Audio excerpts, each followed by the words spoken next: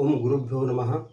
ಬಂಧುಗಳೇ, ನಾವು ತರಕಾರಿ ಸಂತೆಯಲ್ಲಿ ಮಾಡಬೇಕಾದ ಒಂದು ಕರ್ತವ್ಯ ಅಥವಾ ತೆಗೆದುಕೊಳ್ಳಬೇಕಾದ ಒಂದು ಕಾಳಜಿ ಯಾವುದು ಎಂಬುದನ್ನು ನಾನು ನನ್ನ ಜೀವನದಲ್ಲಿ ನಡೆದಿರುವ ಒಂದು ಸತ್ಯ ವೃತ್ತಾಂತವನ್ನು ತಮ್ಮೊಂದಿಗೆ ಹೇಳಿ ನಂತರ ಹೇಳಬಯಸುತ್ತೇನೆ.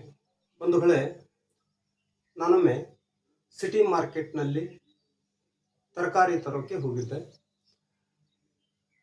ಅಲ್ಲಿ ಒಬ್ಬ ಅಜ್ಜಿ ಕುಳಿತಿದ್ರು. ವಯಸ್ಸು ಸುಮಾರು 70 ವರ್ಷ ಇರಬಹುದು. ಹಣ್ಣಾದ ಶರೀರ. ಮುಖ ನೋಡಿದೆ, ಮುಖದಲ್ಲಿ ಸ್ವಲ್ಪ ಚಿಂತೆಯೂ ಇತ್ತು, ಆಮೇಲೆ ಸ್ವಲ್ಪ ಆಶೆಯೂ ಇತ್ತು. ಆಕೆ ತಂದಿರುವ ತರಕಾರಿ ಅಂದರೆ ಪಲ್ಯವನ್ನು ಗಮನಿಸಿದೆ. ಪಲ್ಯವು ಕೂಡ ಅಷ್ಟೊಂದು ತಾಜಾ ಫ್ರೆಶ್ ಆಗಿರಲಿಲ್ಲ, ಸ್ವಲ್ಪ ಬಾಡಿದ್ದಿತ್ತು. ಆದರೂ ನನ್ನ ಮನಸ್ಸು ಯಾಕೋ ಕೇಳಲಿಲ್ಲ. ಮನಸ್ಸಿಗೆ ಕೇಳದೇನೆ ನಾನು ಅಜ್ಜಿಗೆ ಆಕೆ ತಂದಿರುವಂತಹ ಗೋಳಿ ಪಲ್ಲಿಯ ರೇಟ್ ಎಷ್ಟು ಅಜ್ಜಿ ಅಂತ ಕೇಳಿದೆ. ಕೇಳಿದ್ದೇ ಕ್ಷಣ ಚಿಂತೆಯಲ್ಲಿರುವ ಅಜ್ಜಿಗೆ ಒಂದು ಸ್ವಲ್ಪ ಆನಂದವಾಯಿತೇನೋ. ಆನಂದದಿಂದ ಆಕೆ ಹೇಳಿದ್ರು, 10 ರೂಪಾಯಿ ಪಾವು ಕಿಲೋ ಅಂತ. 10 ರೂಪಾಯಿ ಪಾವು ಕಿಲೋ ಅಂತ ಆಕೆ ಹೇಳಿದ್ರು. ಸರಿ ಕೊಡು ಅಜ್ಜಿ ಅಂತ ನಾನು ಹೇಳಿದೆ. ಕೊಡು ಅಂದಿದ್ದಕ್ಕೆ ಅಜ್ಜಿ ಸ್ವಲ್ಪ ಸಂಕೋಚ ಪಟ್ಲು. ಯಾಕಜ್ಜಿ ಅಂತ ಕೇಳಿದೆ. ಮಗ, ನನ್ನ ಹತ್ರ ಕಾಟ ಇಲ್ಲ, ಹಾಗೆ ಕೊಡುವೆ, ಬೇಕಾದರೆ ನೀನು ಇದನ್ನು ಎಲ್ಲಿ ಬೇಕಾದರೂ ತೂಕ ಮಾಡಿಸು, ಹೆಚ್ಚಿಗೆ ಕೊಡ್ತೇನೆ ಹೊರತು ಕಡಿಮೆ ಅಂತೂ ಕೊಡಲ್ಲ ಅಂತ ಆ ಅಜ್ಜಿ ನನಗೆ ಹೇಳಿದ್ರು. ಇರಲಿ ಕೊಡು ಅಜ್ಜಿ, ನಡೆಯುತ್ತೆ ಅಂತ ನಾನು ಹೇಳಿದೆ. ಆಕೆ ಸುಮಾರು ಅಂದಾಜಾಗಿ ತನ್ನ ಕೈಯಿಂದ ಎತ್ತಿ ನನ್ನ ಬ್ಯಾಗಲ್ಲೇ ಹಾಕಿದ್ಳು. ಆಕೆ ಹೇಳಿದಂತೆ ಅದು ಹೆಚ್ಚು ಇರಬಹುದು, ಹೆಚ್ಚಿಗೆ ಇರುತ್ತೆ ಅನ್ನುವ ಭರವಸೆಯೂ ನನಗಿತ್ತು. ಆಮೇಲೆ ನಾನು ಆಕೆಗೆ 50 ರೂಪಾಯಿಯ ನೋಟು ಕೊಟ್ಟೆ. ನನ್ನ ಹತ್ರ ಇರುವ 50 ರೂಪಾಯಿಯ ನೋಟನ್ನು ಆಕೆಗೆ ಕೊಟ್ಟೆ. ನಾನು 50 ರೂಪಾಯಿ ನೋಟು ಕೊಟ್ಟಿದ್ದಕ್ಕೆ ಅಜ್ಜಿ ಮತ್ತೆ ಸಂಕೋಚ ಪಟ್ಟು, ಮಗ, ನನ್ನ ಹತ್ರ ಚಿಲ್ಲರೆ ಇಲ್ಲ, ನೀನೇ ಆಮೇಲೆ ಬೇಕಾದರೆ ತಂದು ಕೊಡು ಅಂತ ಹೇಳಿದ್ಳು. ಸರಿ ಅಜ್ಜಿ ಅಂತ ನಾನು ಕೂಡ ಮುಂದ್ಗಡೆ ಹೋಗ್ಬೇಕಾದ್ರೆ ಅಜ್ಜಿ ಬಗ್ಗೆ ಸ್ವಲ್ಪ ಹಾಗೆ ಹೀಗೆ ಏನೇನೋ ಸ್ವಲ್ಪ ತಲೆಯಲ್ಲಿ ವಿಚಾರ ಬಂತು. ವಿಚಾರ ಮಾಡ್ತಾ ನಾನು ಮಿಕ್ಕಿದ ಸಂತೆಯನ್ನ ಮಾಡಿ ಹೋಗ್ಬೇಕಾದ್ರೆ ನಾನು ಕೂಡ ನೋಡಿ ಹೇಗಿರುತ್ತೆ, ನಾನು ಕೂಡ ಆಕೆಯ 10 ರೂಪಾಯಿ ಕೊಡುವುದನ್ನು ಮರೆತು ಬೈಕ್ ಮೇಲೆ ನಡೆದಿದ್ದೆ. ಬೈಕ್ ಮೇಲೆ ಹೋಗ್ತಿರ್ಬೇಕಾದ್ರೆ ನನಗೆ ಅಜ್ಜಿಯ ನೆನಪಾಯಿತು. ಮತ್ತೆ ನಾನು ಮರಳಿ ಅಜ್ಜಿಗೆ ಹೇಳಿದೆ, ಏನಜ್ಜಿ, ನಿನ್ನ 10 ರೂಪಾಯಿ ನಾನು ಕೊಡದೆ ಹಾಗೆ ಮರೆತು ಹೋಗ್ತಿದ್ನಲ್ಲ, ಒಂದು ವೇಳೆ ನಾನು ಕೊಡದಿದ್ರೆ ಏನು ಮಾಡ್ತಿದ್ದೆ ಅಂತ ಕೇಳಿದೆ. ಆಕೆ ಉತ್ತರ ಏನಿತ್ತು ನೋಡಿ, ಮಗ, ನೀನು ಬರೀ 10 ರೂಪಾಯಿ ತೆಗೆದುಕೊಂಡು ಹೋಗ್ತಿದ್ದೆ, ನನ್ನ ಹಣೆ ಬರಹನಲ್ಲ ಅಂತ ಆ ಅಜ್ಜಿ ಹೇಳಿದ್ರು. ಅಜ್ಜಿಯ ಉತ್ತರಕ್ಕೆ ನಾ ಪೂರ್ತಿ ಬೆರಗಾಗಿ ಹೋದೆ. ಯಾಕೆಂದ್ರೆ ಅಜ್ಜಿ ಜೀವನದ ಅಂತಿಮ ಸತ್ಯವನ್ನ ಅರ್ತಿದ್ದಳು.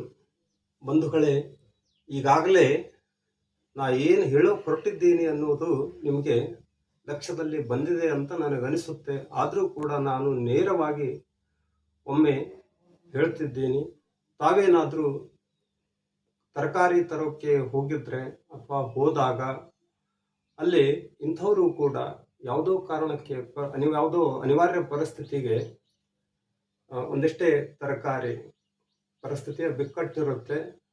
ಅಂಥದ್ದು ಇಂಥದ್ದು ಏನೇನೋ ಹೊಲದಲ್ಲಿ ಇರೋದೆಲ್ಲ ಈ ಗೋಳಿ ಪಲ್ಲಿ, ಹತ್ತಿರ ಪಲ್ಲಿ, ಆಮೇಲೆ ಈ ಕಡಲೆ ಪಲ್ಲಿ, ಇಂಥ, ಆಮೇಲೆ ಹೀರೆಕಾಯಿ ಅಂತೀವಲ್ಲ, ಎಲ್ಲೋ ಒಂದಿಷ್ಟು ಗುಡಿಸಲ ಮೇಲೆ ಒಂದು ಬೆಳ್ಳಿ ಹರಿದಿರುತ್ತೆ. ಆ ಬೆಳ್ಳಿಯಲ್ಲಿ ಹರಿದಿರುವಂತಹ ಒಂದು 4 ಕಾಯಿಗಳನ್ನು ಕಡ್ಕೊಂಡು ಬಂದಿರುತ್ತಾರೆ, ಅಥವಾ ಒಂದಿಷ್ಟು 4-5 ಕುಂಬಳಕಾಯಿಗಳನ್ನು ತೆಗೆದುಕೊಂಡು ಬಂದಿರುತ್ತಾರೆ, ಅಥವಾ ಅಂತಿಂಥ ಒಂದು 4 ನಿಂಬೆ ಹಣ್ಣನ್ನು, ಒಂದೇ ಗಿಡ ಇರುತ್ತೆ ನಿಂಬೆ ಗಿಡ, ಅಂಥ ನಿಂಬೆ ಗಿಡದಲ್ಲಿ ಒಂದು 4-5 ಕಾಯಿಗಳನ್ನು ತೆಗೆದುಕೊಂಡು ಬಂದಿರುತ್ತಾರೆ.